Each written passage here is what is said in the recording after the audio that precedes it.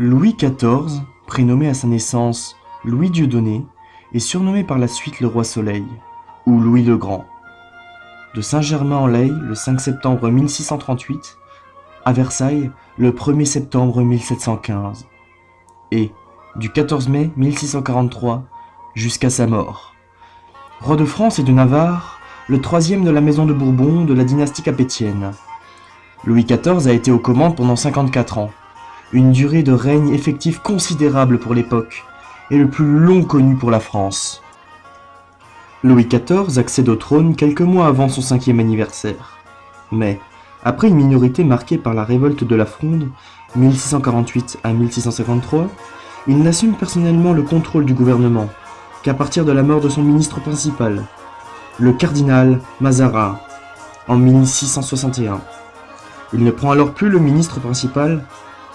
Monarque, il accentue encore son rôle direct dans l'État après la mort de ses puissants ministres, Colbert 1683 et Louvois 1691. Son règne marque l'apogée de la construction séculaire d'un absolutisme royal de droit divin.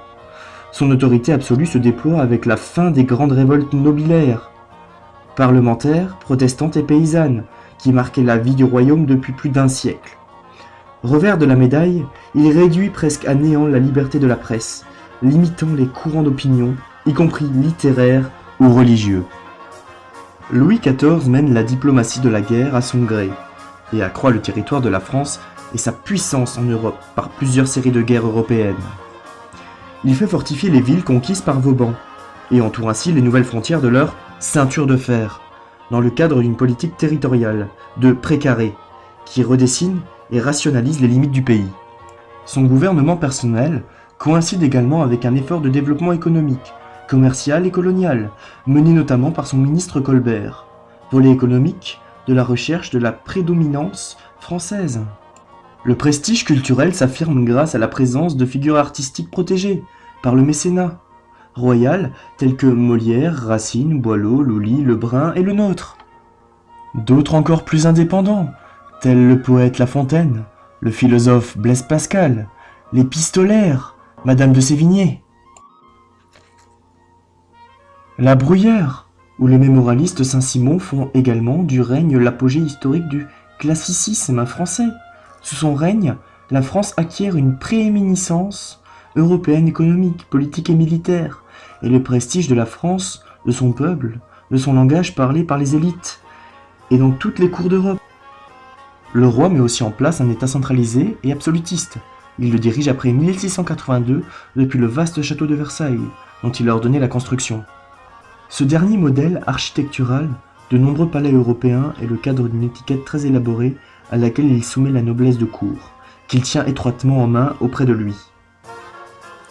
Louis XIV réduit aussi le rôle des parlements, réprime les révoltes antifiscales paysannes, entretient un très long bras de fer avec les jansénistes et prend la décision controversée de la révocation de l'édit de Nantes de 1685.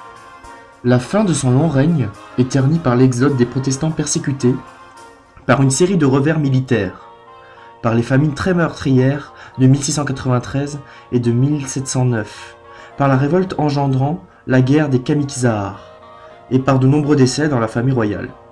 Mais la régence de son successeur, Louis XV, âgé de 50 ans à la mort de son arrière-grand-père, se déroule sans heurts, ce qui témoigne de la stabilité du royaume établi par le monarque. Habité de l'idée de sa gloire et de son droit divin, soucieux d'accomplir en permanence son métier de roi, Louis XIV est devenu l'archétype du monarque absolu. Voilà, j'espère que cette vidéo vous aura plu, j'espère vous avoir informé au maximum concernant Louis XIV. Abonnez-vous pour voir mes prochaines vidéos, n'hésitez pas à partager et à liker. Bye!